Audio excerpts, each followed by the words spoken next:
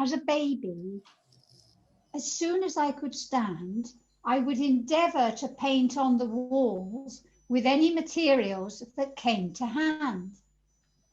And I think that it's a primordial, an innate urge that we have to make marks on walls. Think of the ancient cave paintings in Lascaux, etc., or to form shapes by carving bone or stone or moulding clay. Whatever it is, I think it's an instinct that we have, perhaps to express our innermost selves or to communicate with others, not just now, but also through time in the future. And perhaps it's for that reason that I find it difficult to confine myself to the conventional way of composing compositions or pieces of 3D work. For me, I like the whole of the process to be there in the layers of the paint, all the mistakes, all the spontaneity, all the energy, so that if you could see through those layers, you'd see very many changes, rather like a potter or a sculptor. I add and I eliminate.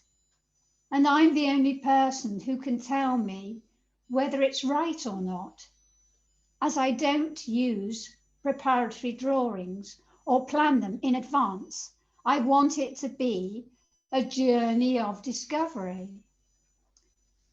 Likewise, the fact that I include the frames within the paintings, I think it's my bid to not be restricted by that barrier. I really want it to go on and on. So artists often, great artists like Stanley Spencer, who made those monumental paintings, would plan their paintings and compositions meticulously beforehand by drawing them carefully out onto the canvas and starting to paint as Stanley did from one corner up and over the whole canvas. But if I knew what my eventual painting was going to look like, I don't think I would feel the compulsion to make that work, because it's a journey of discovery, a creative journey that is really what it's all about. In a way, for me, it's more important than seeing the painting hanging on a gallery wall or the finished work. It's that struggle to try and make order out of chaos. I'm going to show you a few of the paintings through my career to show you how I started when my children were babies or very young. I used to work on the kitchen table after I'd put them to bed. And you can see here I'm working on small pieces on my easel, so small really that I can get 2 on the easel at one time.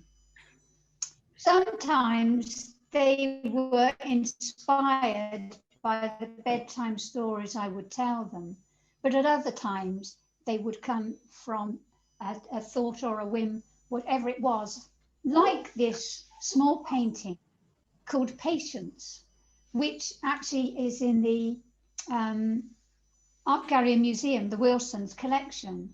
It was one that I painted a long time ago, and for the Cheltenham Group, I think, and it got the Purchase Award. So many of them were quite tiny because it didn't take as long to paint a small work on the kitchen table or an easel as it would have to paint a larger work. And I didn't at that stage have the confidence to expand onto a larger scale. This was one of the first paintings I made where I did dare to think big. I called this painting The Brides. So it actually measures about 5'5" by about 4'6" high, I think. And again, I let the painting take me with it.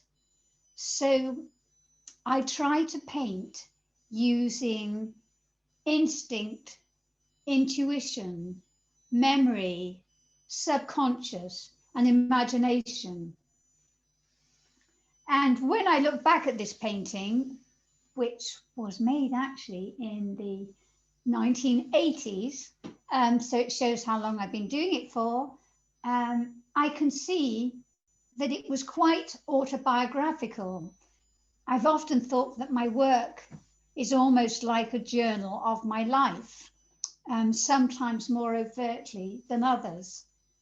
So here I have rather nun-like figures, although it's called The Brides. And I suspect it was painted because at that time, my first marriage was crumbling and I was in a dilemma as to whether to stay or to take my children and go. You can see the zebra, a rather surreal element. He's not all black. And Richard, we're still seeing the same. We're still seeing the same photo, Richard. We're still seeing the first photo. Oh, are you? You shouldn't. You shouldn't. Right. No. It says with. It says with. That's better. It's moved on now to the bedroom one. So this is the one that she's speaking about. Can you see this? Well, that'll do. Can you see a landscape with figures in white? Now we can. Right. Now we can. Right, so this is The Brides. And you'll see that rather surreally, I've put in a zebra. Why did I put in a zebra? I didn't really know at the time. It just felt right in the composition. But because a zebra is neither all white or all black. So there's a conflict there, a division between, is this a white animal or a black animal? And my dilemma was, should I go or should I stay? When I took this to the Portal Gallery, who were showing my work in London, they looked at it and they said, well, we think it's very, very beautiful, but we don't think we could sell it because we're used to selling your small paintings. We can sell those, but they weren't sure at all about the bigger works. But they took it, hung it up, and they were able to sell it. So soon they were asking me if I could, I'm just putting a clock, no, perhaps I'll put it here. That's it. So I can see how long I'm going on for. So they started to sell the big paintings too, and they were soon asking me for bigger works as well. But most of their artists did paint on a small to medium scale, but I always found the need to try and stretch myself as well as the canvas. And as the paintings grew, so did my children, and I gradually had more time when they were at school, and I grew in confidence as well. This painting, called Time and Time Again, hung in the Royal Academy, and actually I think my dealers sold it via the Academy, and you can see there's almost a quest within this painting. There's the same female figure, or is she the same female figure, looking through the door and then standing to one side of the centre and then again looking into a mirror. So I think this is my sort of quest for a sense of direction. And the two male figures sat either side of the dresser, both have dog collars on. So I suspect they may be priests or clergymen. And again, an animal that is neither all black or all white. It's a Dalmatian. And in this period of my life, I was also very concerned with time and intrigued by time. And so this was called Time and Time Again. And you can see here, Rich has just put up a page of Oxford University Press books, and Time and Time Again is in the centre at the bottom. And probably I made more money from that painting being reproduced many times on book covers or in magazine articles, etc., than I did for the sale of the painting, which I think still lives in the same collection in New York. My children were always a great sense of security and stability, and a great source of inspiration. In fact, I could hardly tell the difference between motherhood and creativity. They were so closely entwined. And here you can see Henrietta and Nathan, who I thought bore quite a resemblance to one another, perhaps even more than to either of their two parents. I have a symbolic clock in the background because I'm always aware of the passing of time. And 3 china ducks on the wall that are showing perhaps the imminent flight from the nest, because watching children grow through their infancy, childhood, and into adolescence is the most wonderful rites of passage and a great inspiration. Here again, Henrietta and Nathan having reached adolescence, Henrietta playing her flute, and then again to the centre in her school uniform, and then behind her, at an age between, in her tutu, because like lots of little girls, she did dancing classes. And Nathan with his Punch and Judy puppets. From quite an early age, he started to make puppets and perform. First, he made them out of papier-mâché and then carved them out of lime wood. And just behind him, you can see him again in a sailor suit. Well, he didn't actually have a sailor suit, but my father always told me stories about how he wore a sailor suit as a child. And again in the foreground, Nathan as a baby playing with building bricks that we had made for him. And I'm looking through the door because this is called Portrait of the Artist Watching Her Two Children Grow. And that's the brilliant thing about being an artist. You can observe time, not just here and now, but in the past or the future. You have that artistic license to be able to create in whichever sphere or element you want to. My father was also a great inspiration. He loved to gamble, not only playing cards, but he was a great snooker player too. So it was bound to come up in my output. It's a very big painting, probably 5.5 foot wide again by about 4.5 high, and lived in a collection in New York. I think it might have moved to Florida now. And you can see the back of a figure there playing snooker, about to cue. And it's probably inspired by Steve Davis, who was one of my dad's young snooker friends and would sometimes come and stay with them if he was playing a snooker tournament, and has been known to go out to the ice cream van in my father's slippers to buy ice creams for Henrietta and Nathan. Cinema, a large canvas, same size as this canvas behind me, the Outsider. So it's 6 foot wide by about 4 foot high. And I painted this for an exhibition I had in Paris in 1996. It wasn't a good time for exhibitions, really, because there were bomb scares, metro strikes, and the French were out demonstrating, as they do so well.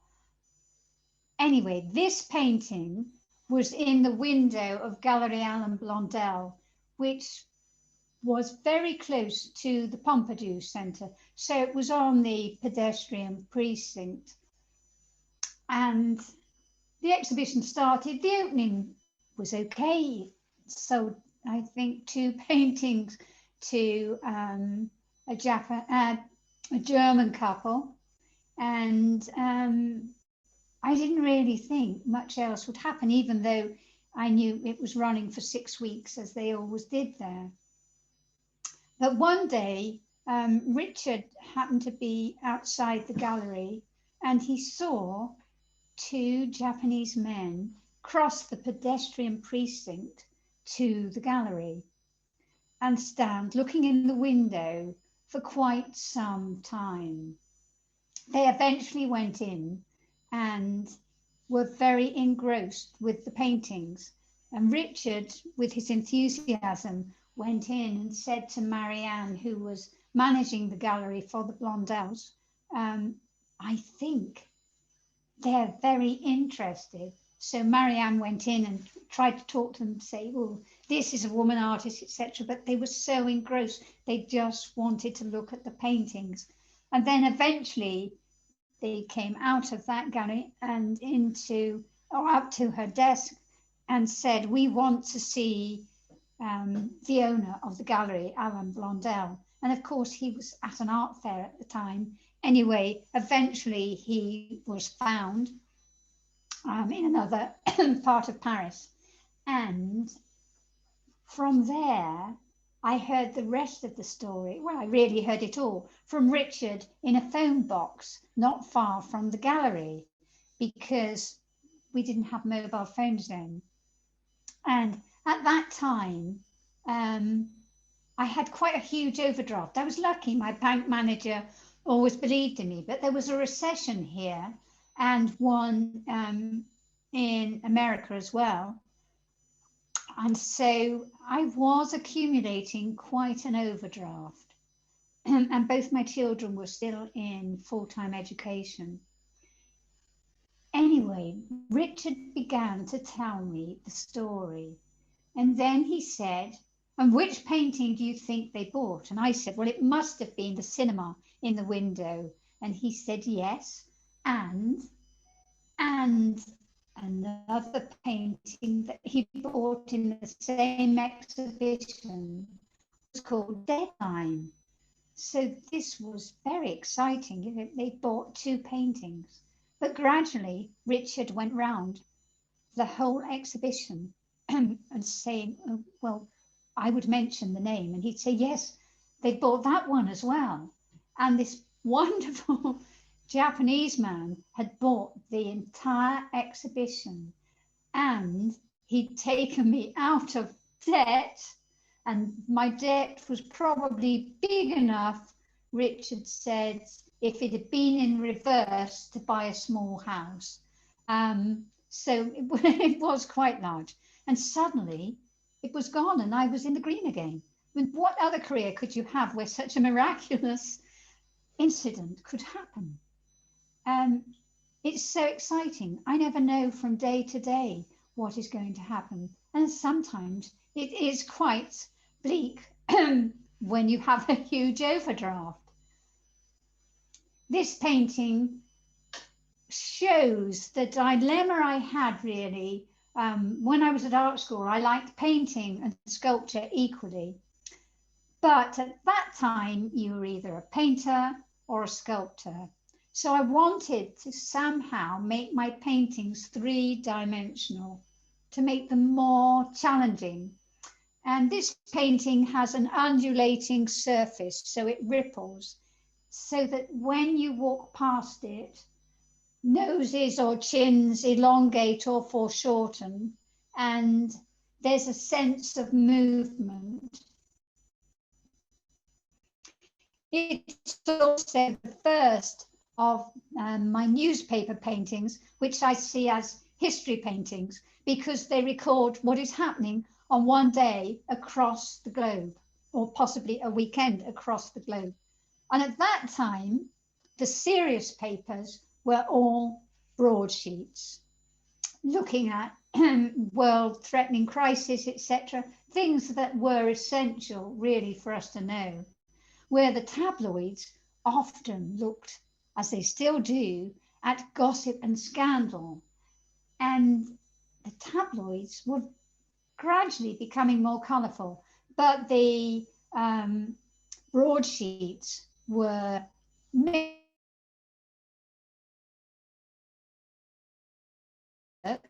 in 1989.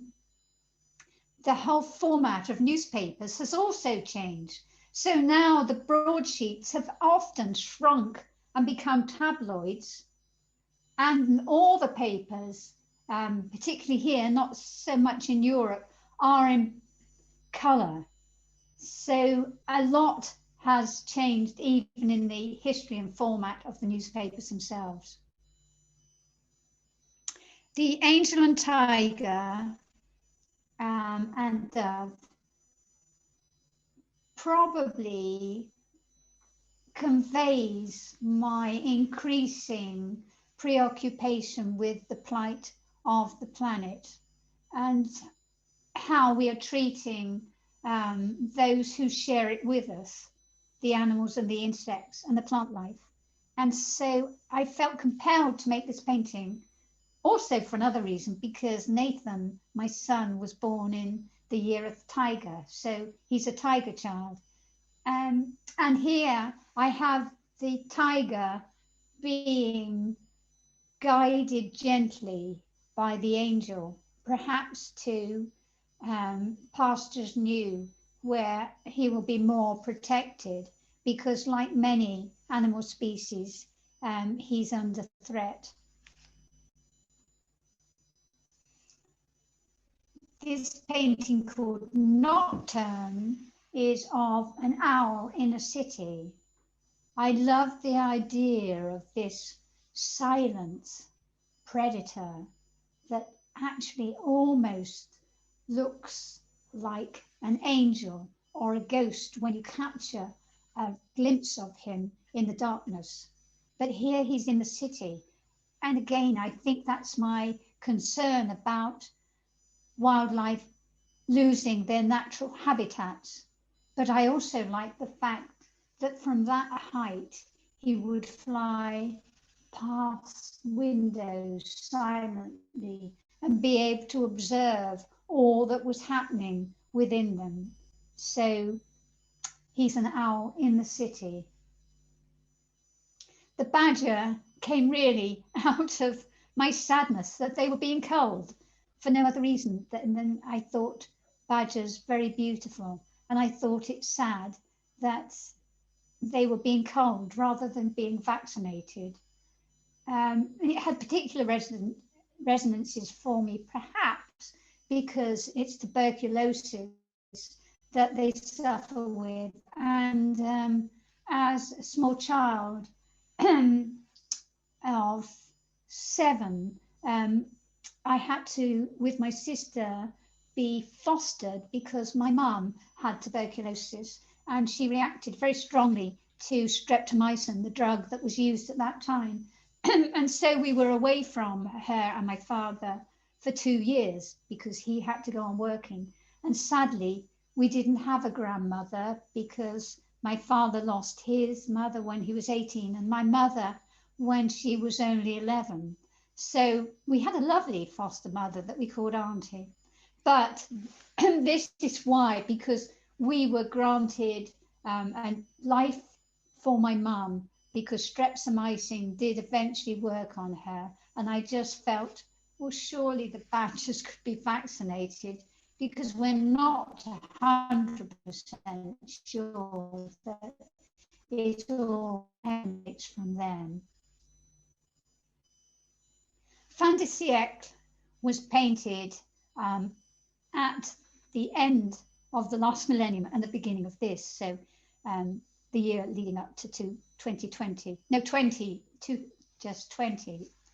And it's really my anguish at the plight we're still in. We're still fighting as much and causing disruption and mayhem around the world as we ever have been. And so I saw the child or the infant being symbolic of the new millennium and the centre figure almost as an echo of the religious icon paintings that we see. So the figure of Mary, but this time transformed because she's wearing a gas mask, as are the two figures either side. Interestingly, some people, like Robert Fripp actually, feel that it was prophetic for the era we're in now, the era of the COVID pandemic. And Robert and Fripp and Troyer own this painting, particularly because he wanted to use it on a CD, an album that he called The Power to Believe. And so you can see here how they have taken parts of the painting and the painting that will follow, details of it to use on the CDs. And it's quite interesting because the CD is very tiny, but the painting itself was as wide as this, so 6 foot wide, but 8 foot high, with 3 panels at the top and 1 at the base. It's an interesting phenomenon that has just occurred of its own volition in my career, that people like to reproduce my work, perhaps because there's a lot of contrast, I don't know, of the imagery they relate to. This painting I called Writing on the Wall, and it's also hung in the Royal Academy.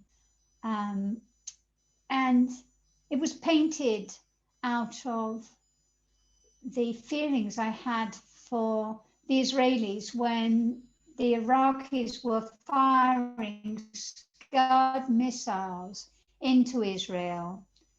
And it suddenly struck me that what must it be like for a small child, an infant or baby, to see their parents transformed into these strange, elephantine, surreal creatures. And thus I made this painting. The inscription on the outside also makes reference to Rembrandt's Belshazzar's feast. You have been judged and weighed in the balance.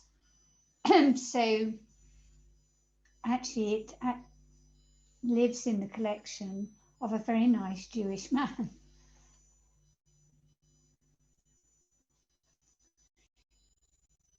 I called this Now and Then.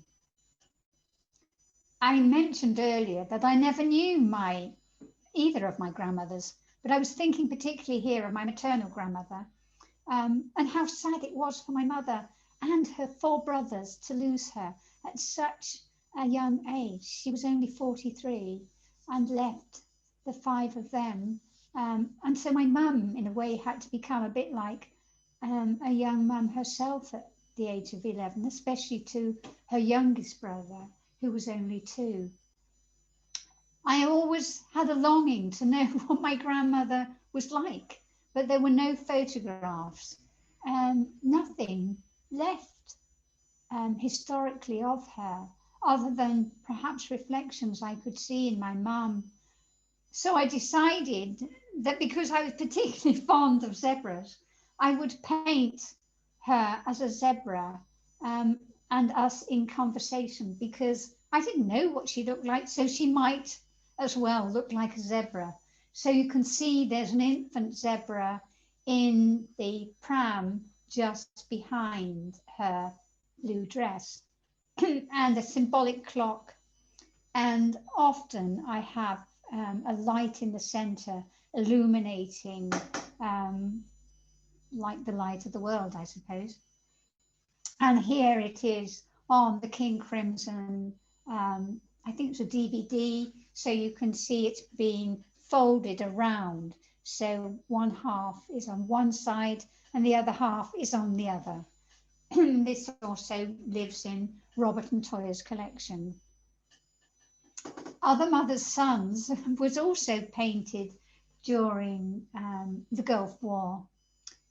And as a mother, you nurture and bring up your children, protecting them from as much harm as you can. So it's a terrifying thought that they might ever be called up or have to fight in war. And I tried to think how it must feel for the mothers whose sons were.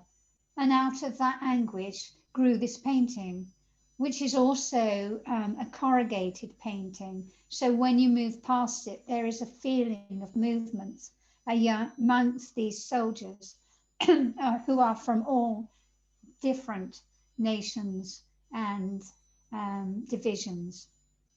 It actually hangs and lives in the Imperial War Museum. In 2006, I was commissioned to go to Japan and Saudi Arabia to observe both the people and the culture of both, and to make a series of 15 large commissions. So each commission was about the size of the painting to my left, which is about 5 foot wide by 4.5 high. So they were quite big. But the wonderful thing was, I was allowed to interpret the brief as I wanted to, as long as I looked at the traditional people and culture. So here are my geisha, or geiko and mako, as they are when they're training to become geisha. And this is the fish market in Tokyo. A brilliant and inspiring place to go at 4 in the morning to the tuna auctions and to see everything coming to life. Another, this time painted from my memories of Kyoto. In fact, I called it Remembering Kyoto, and I found it the most beautiful place. And it would have been somewhere that one would, if one could speak Japanese, love to go and live. The traditional houses and costume and the kabuki theatre, and so much of ancient Japanese tradition still lives on there in Kyoto. But I've contrasted it with a Toyota taxi, as one sees those everywhere. And the company who had commissioned me to go to both Japan and Saudi Arabia was celebrating their 50th anniversary. And how they had started was by the president's father, who founded the company, importing 4 Toyota cars into Saudi Arabia. And they were so successful because they seemed to withstand the erosion of the sand that the business government started to buy the Toyota cars to actually give to Bedouin who would come in from the desert in exchange for their camel. Here I'm actually in a Bedouin tent it's an amazing and timeless tradition, and it was really a great privilege to, as particularly as a woman, be able to go into all sorts of places that opened up especially for me, like museums, because of course women are only allowed to go on family days. So I was privileged to get that insight. Again, another fish market, but this time in Jeddah. It was quite magical when we arrived there, again at about 5 in the morning, and things were only just starting up, and you could see little glimmering lights and the sheen on the silvery fish reflecting in the light in these large boxes. And it was a lot more basic and primitive, probably, than the Tokyo fish market. And here you can see them holding up the fish and sort of selling them or bartering them. One of the magical things about Jeddah was going into the souks, and they were really like Aladdin's caves. And this one I called the carpet seller. Actually, the central figure's holding up a beautiful striped camel bag, which I purchased with the help of my minder, who interpreted for me and brought back home. So I tried to bring home as many artifacts as I could to use just to look at before I would start paintings.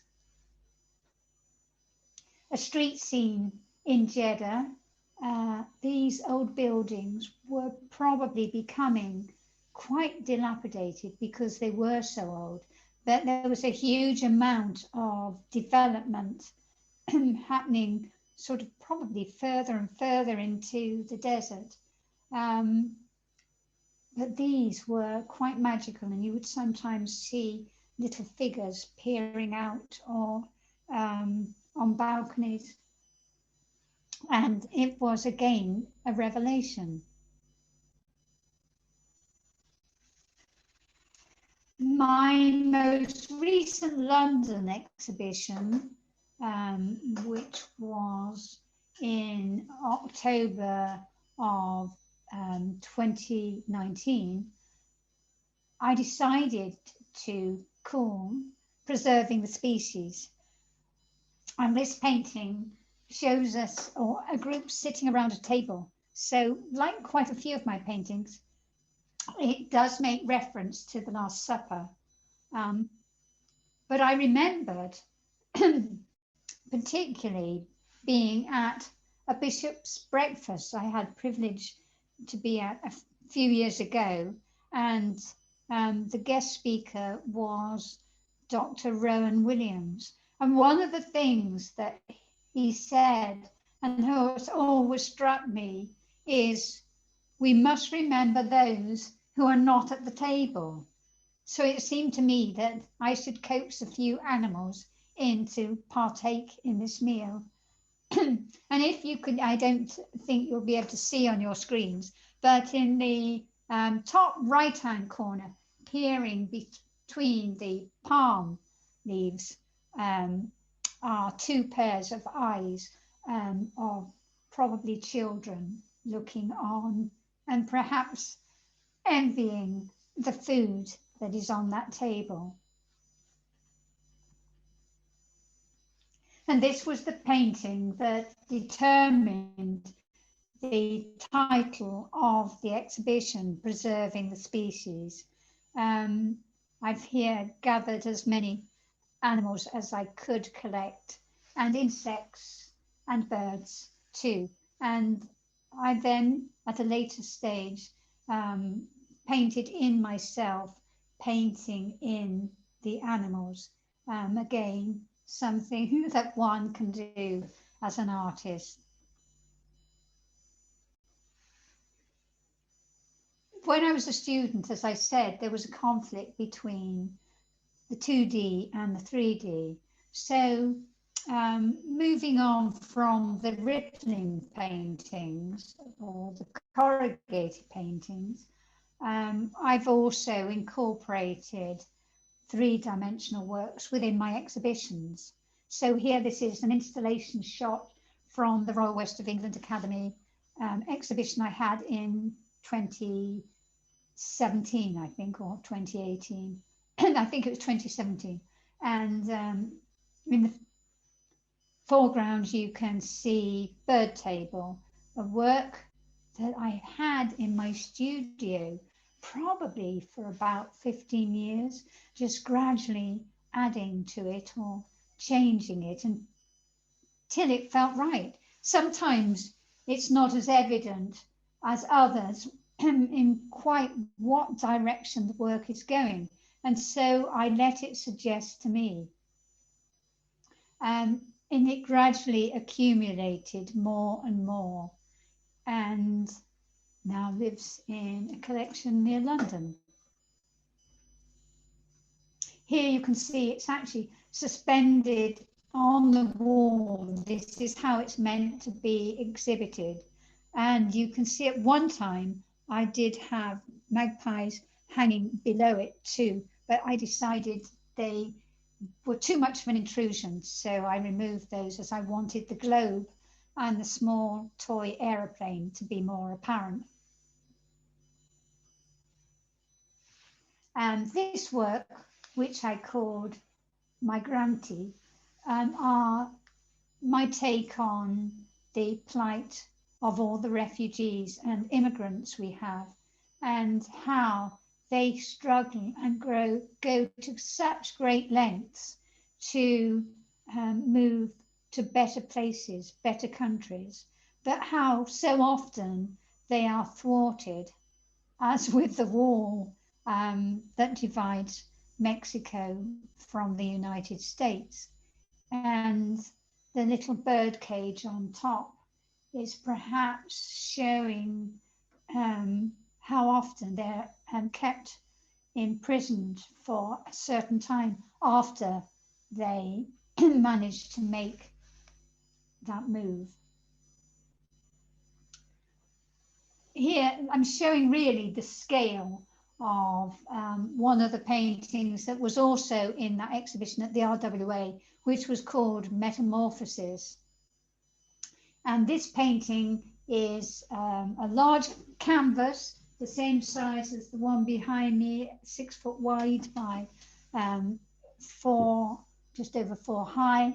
And you can see here how the painting is coming out of the painting, so that the geisha's kimono is in real space, and I'm here working on the bottom. So the kimono is all made out of linen, which I have painted, and the upper part of the geisha is actually painted directly onto the canvas.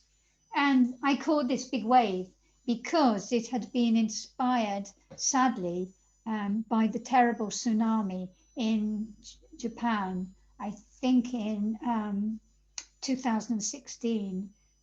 And I have so many dear friends in Japan that I somehow had to show some empathy. And this is also a painting based on that. And whilst I'd been in Japan, we also went to a lovely town on the coast. And it wasn't Asakusa, I've for the moment forgotten the name. And there was one of the biggest Buddhas in Japan. It was so big that you could enter into it and walk up the staircase and look out of the eyes at the top. But about 200 years ago, there'd been a tsunami, and it had actually moved this Buddha that was made, I think, from bronze, at least 2 meters, in fact, probably several meters. So powerful was that wave. So I'm also looking back historically at another tsunami too. And there you can actually see the bigger wave painting on the wall at the Royal West of England Academy, and how tiny some of the paintings look by comparison. Birth of Athena, another piece that was in the exhibition that I've often used mannequins. Actually, I was using mannequins long before the Chapman brothers, because in my exhibition at Cheltenham Art Gallery and Museum, or the Wilson as it now is, in 1986, Sea Urchin actually appeared there before he had his fish skin. So he was at that time called Scrap. So a lot of my works evolve over many years. And this I called the Sibyl. So the Sibyl is made partially out of a wax horse head and a mannequin, and dressed in one of my old dresses. So most things I use, I like to be recycled. Here you can see another installation shot of the opposite wall in the RWA, and you can see the Sibyl on a table we actually made especially for her, to elevate her, as I wanted the exhibition not to be just pictures on a gallery wall. I wanted it to become more of an environment or an installation, perhaps more theatrical.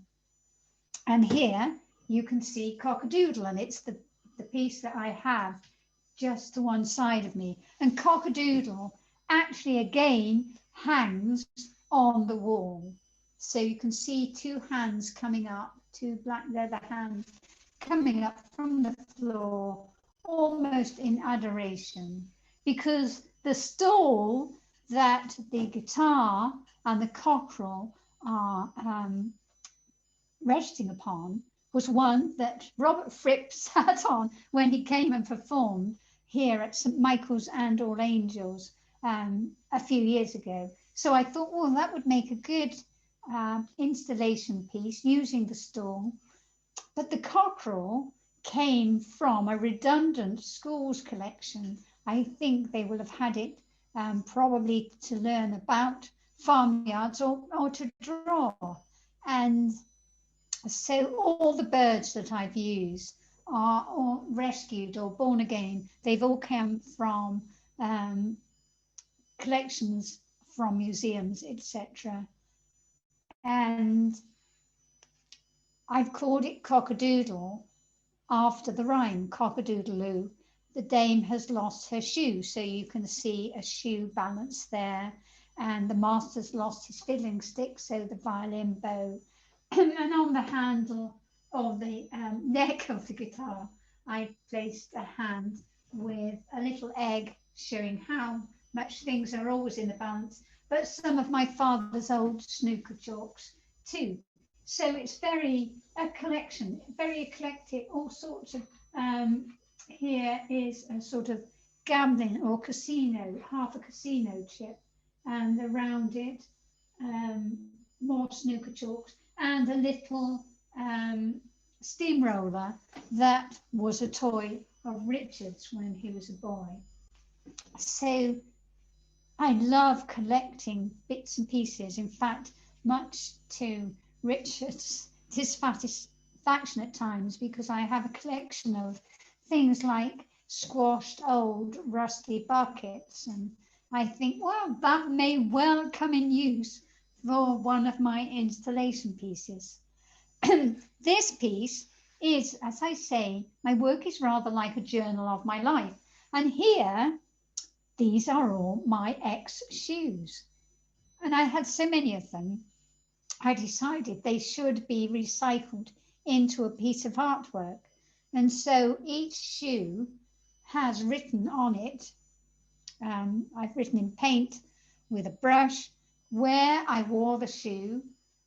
So there's one to my first opening in New York, and that's the two shoes on the top, and then another one to my opening at the Morihashi Museum of Modern Art, and so forth.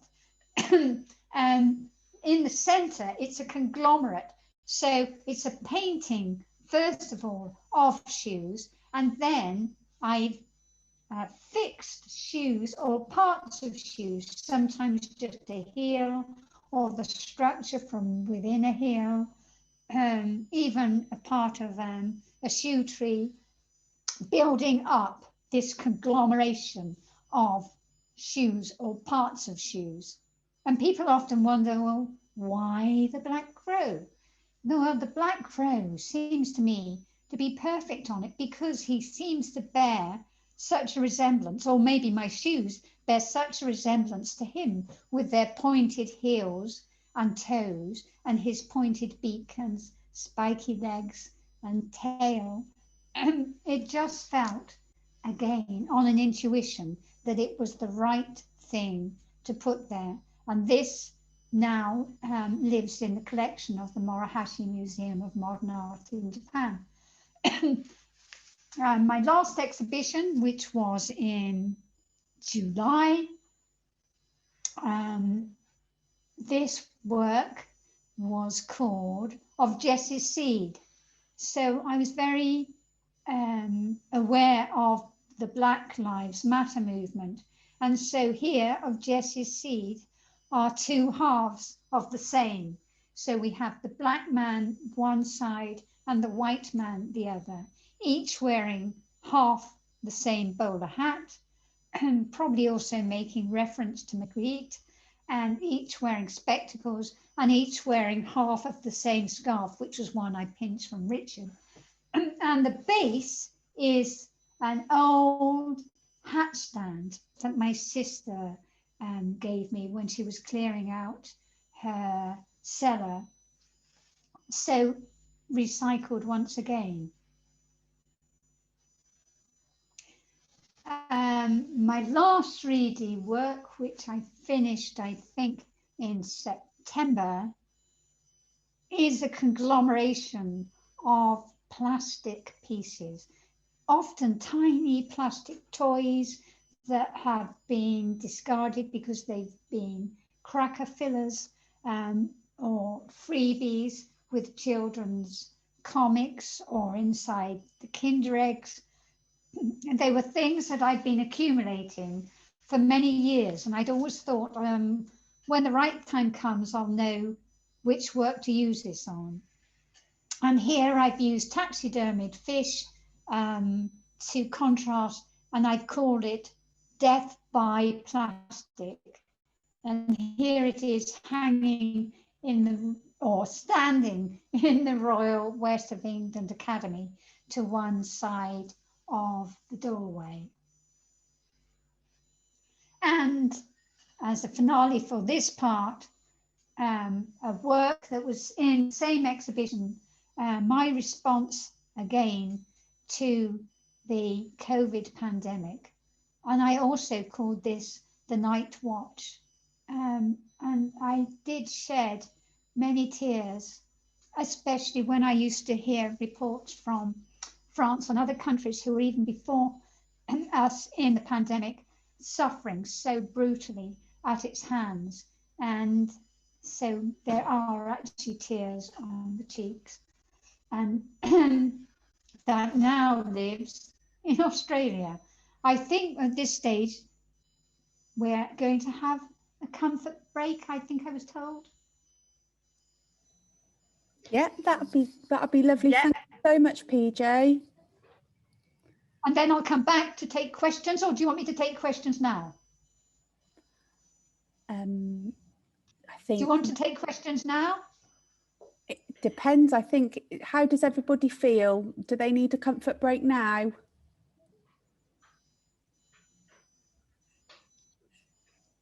We've got rubbish reception this afternoon, haven't we? Or are questions fresh in people's minds? Do you comfort break, PJ? No, I'm fine. So I'm used to going on, but I think I have a very good recall. So I think I'm a bit like a camera absorbing things all the time. So I do take some photographs, but I wouldn't use them Right.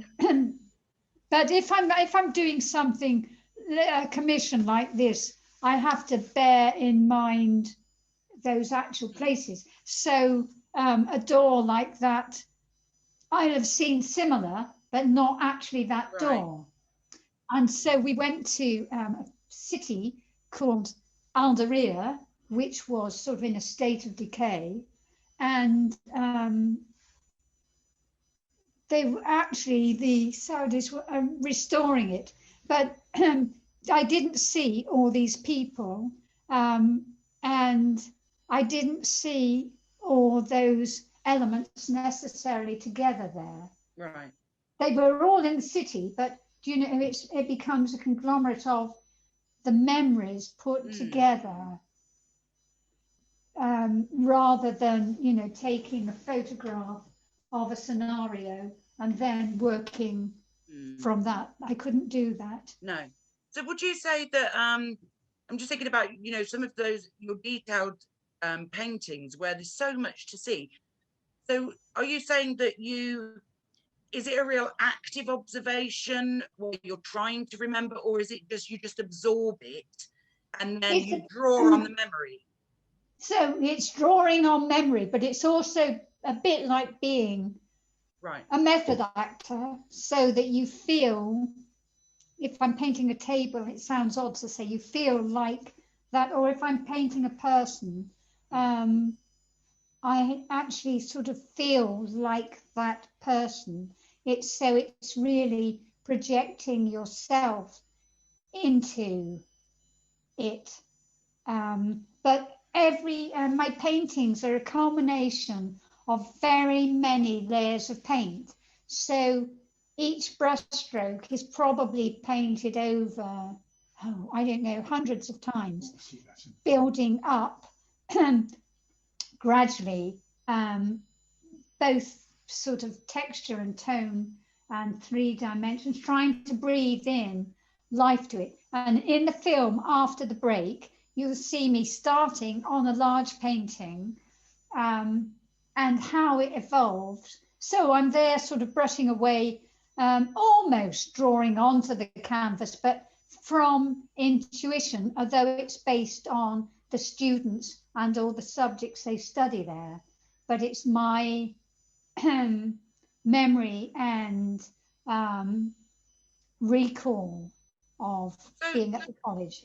So does I find that really curious. So because obviously you talk about this interest in time. So yes.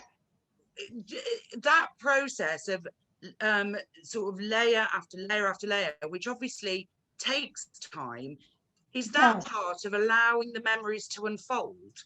I think because I paint quite instinctively, they probably do, but I'm also trying to achieve a sort of a magic within the paintings. It's like breathing life into them for me. Right. And so that magic only happens usually towards the end of the painting. So it is doing it instinctively by feel and recall, subconscious and memory. Memory is very important, because if I were to paint a table as a table, it probably wouldn't be half as interesting as the table that would come out of my own psyche, my own memory, because it'll probably not actually be quite correct, or it'll have my perspective on it. Whereas if I'm just looking at the table in the kitchen, it won't necessarily have that. Brilliant. Oh, yeah, thank you. That's really interesting. Yeah, thank you. No, that's lovely. Any more questions? I could just say that the interesting thing is, when Richard and I first got together, he said to me, "Where's your vanishing point?" And I said, "What?" He said, "Where is your vanishing point? Your lines of perspective." And I said, I don't use vanishing points or lines of perspective, but Richard does. So I think I probably work in quite an unusual way, because I don't like to be confined by traditional ways of working. May I ask whether, as you're doing a painting, do you ever get to a stage where you kind of battling with it and you Oh, or do yes. you like love it all the time, you know, love it every minute, or do you sometimes no, terrible battles. Oh, good. sometimes I even almost weep at times.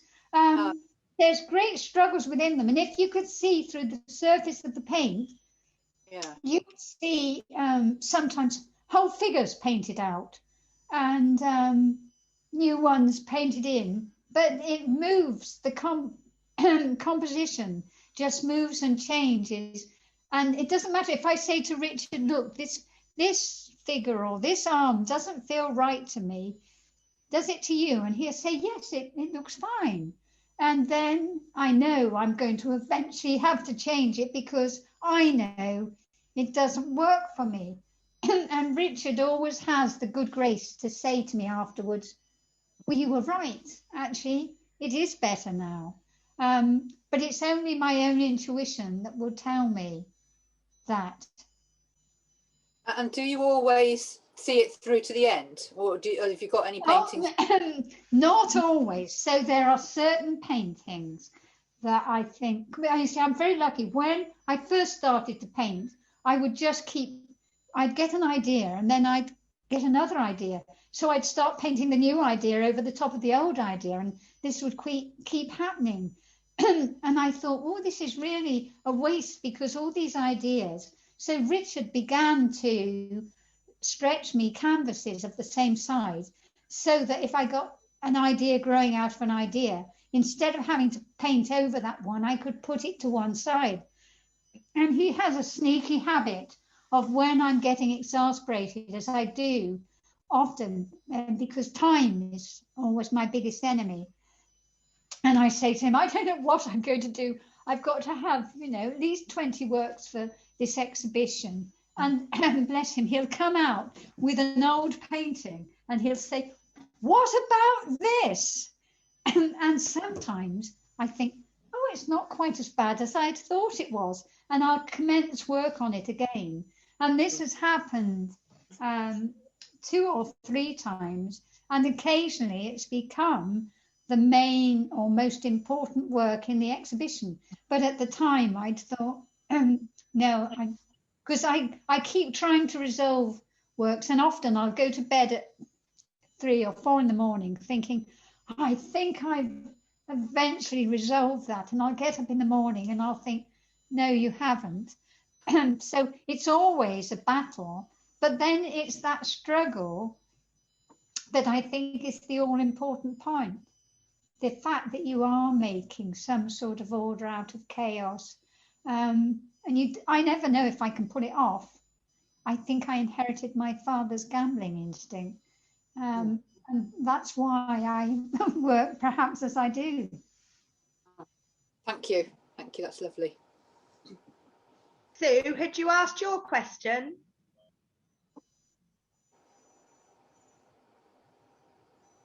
You're on mute, Sue. Okay.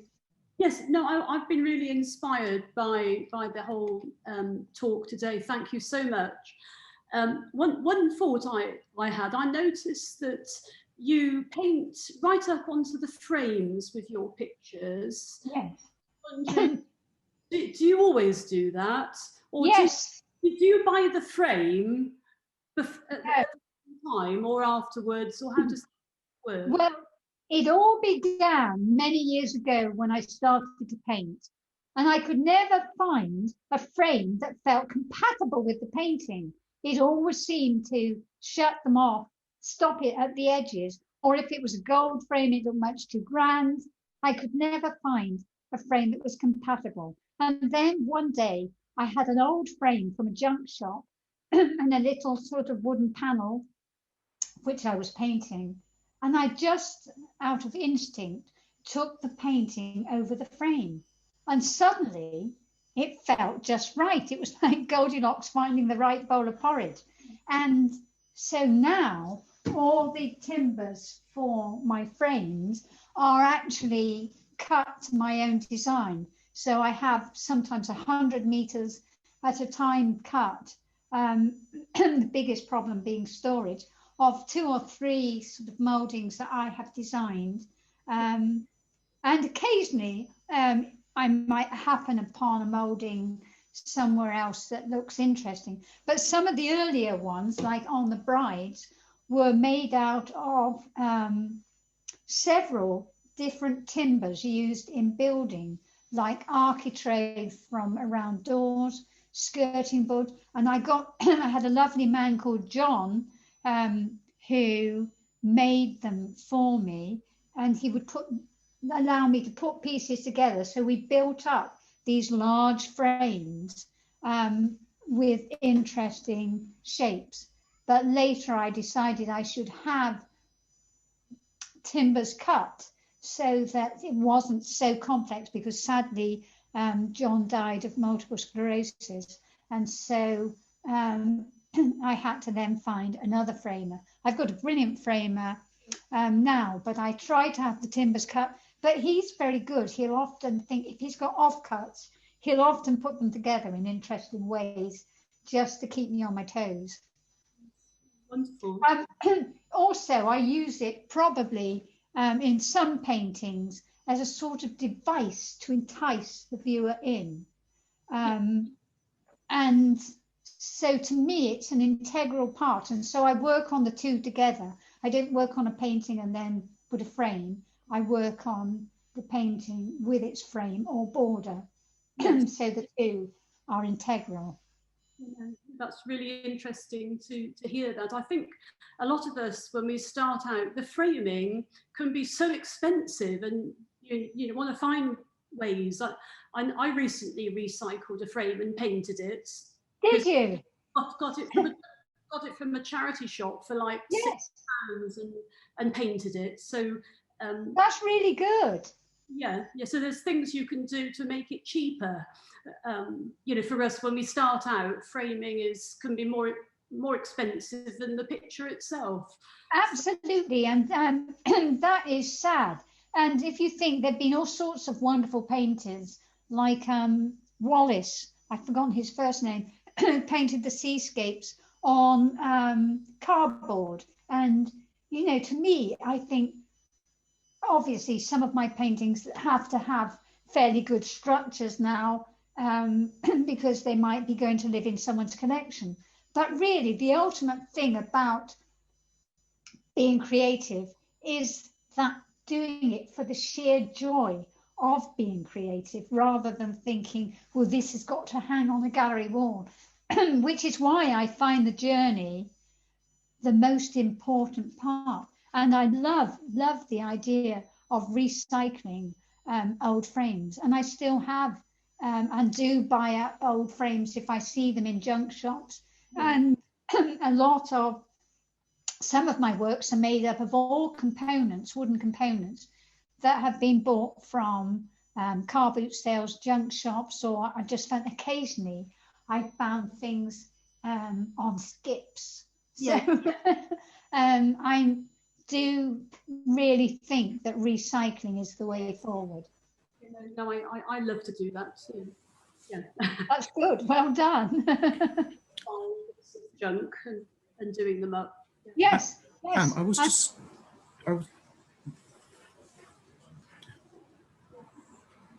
Pam, I was wondering if you'd ever made work that you found frightening, almost like too frightening to paint. The reason I say this is because I don't find them very frightening. I find them the work very dreamlike and beautiful to look at, etc. But there's a tremendous warmth to it. But there's some of the stuff. I think that's like a haze, the dreamlike thing. So you're protected from it in the work. I just wondered if there was any you'd almost gone too dark sometimes, like somebody like Balthus or Bacon, maybe, Yes. Well, no. Sometimes they do, and sometimes there was, and I should say hello, Adam, first of all. there was a writer who writes about art who was in my studio once, and he said, I think you should, because some of my smaller paintings, the ones I painted when my children were young, were subjects that could be inspired by children's fairy stories. And he said to me, you know, I think you should stop doing these Mickey Mouse paintings, which I thought was a bit rude. Anyway, he said, I could give you, if I wrote about your work, intellectual credibility. And I thought, my God, intellectual credibility. And then I showed him the big painting that you saw that I could find this yet of the two men, soldiers in gas masks either side, and the figure of the Madonna in the middle. And he did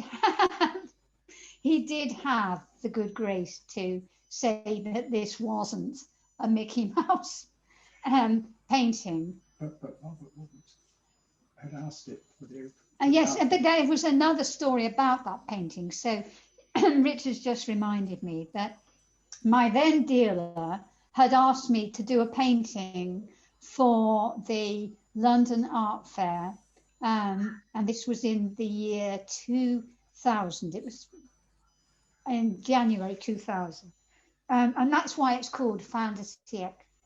And he said, I want you to do something really powerful. You know, you can do what you like. And he actually looked through a catalogue of my work and pointed to the painting that I called Writing on the Wall, which was a single figure in a gas mask. So I thought, oh, that's really good. You know, I can follow the muse wherever I like. So I painted that big work for the art fair. And Richard hires a big van to take it to the art fair, and we get it there, and Robert's on the stand with his father. And, you know, his father said that that's a really powerful piece. But Robert decides that it is too painful, that he can't possibly show it at the art fair. And so I said, right, I'll give you something else. So I can't remember, I think I gave him a corrugated newspaper work. And so often dealers don't know what they're talking about. They try to influence you in one way, and it's not what they want at all, because what they want is something that they can sell. What the artist wants to do is sometimes make comments on the world around them, however painful it is. And Richard just reminded me that there was another painting that I called The Terrible Twins that I painted, and you probably wouldn't find it that painful to look at unless you were a mother of two small children, because there's a central figure, and one of these two tiny twins, probably 2 years old, is sort of climbing on the chair, but held in a harness, climbing on a chair towards the window, and the other one is pulling towards the door.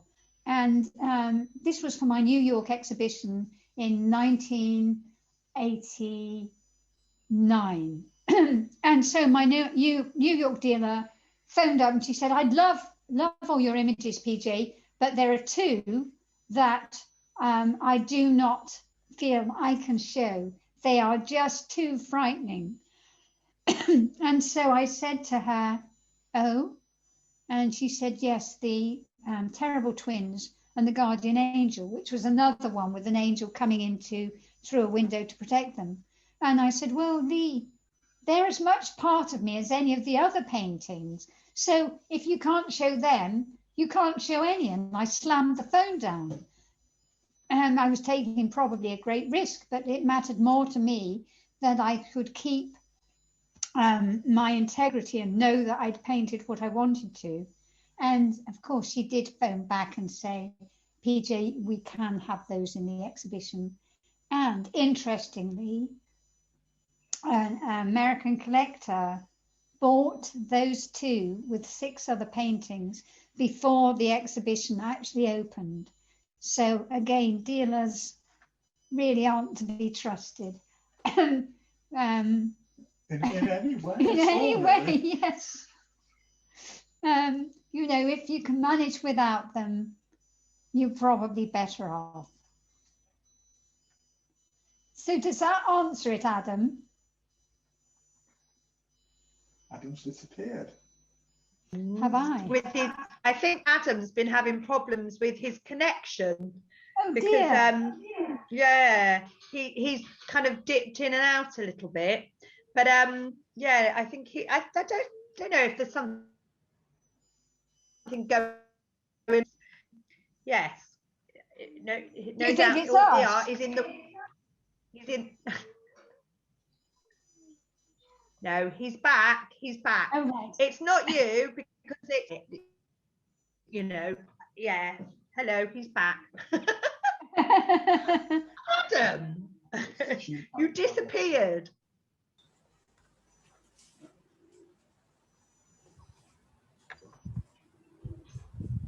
Did you hear any of that, Adam? I heard the first half up to the point where you were getting censored by your dealers at the art fair. Right. Well, then I said, yes, so I gave them another painting instead. But it was eventually bought by Robert and Toya and actually was shown in quite a lot of museum shows across the country. But there was another painting that I just mentioned that Richard reminded me of called The Terrible Twins, and a sister painting called The Guardian Angel that I painted for a New York show in 1989. And my New York dealer, Lee, phoned up and said, yes, I love the work, PJ, but not the two, The Terrible Twins and The Guardian Angel. I can't show those. They're too sort of frightening.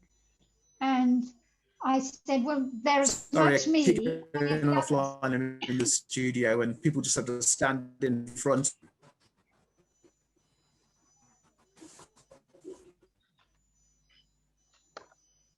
Just he said keep going. It's just people. He's in his studio, which is why he's got such a bad reception. Oh right. So yes. So no, he's gone again. He's gone again. No, he's back. Probably in the recording, that's the answer. Yes. Yeah. But did you get the answers?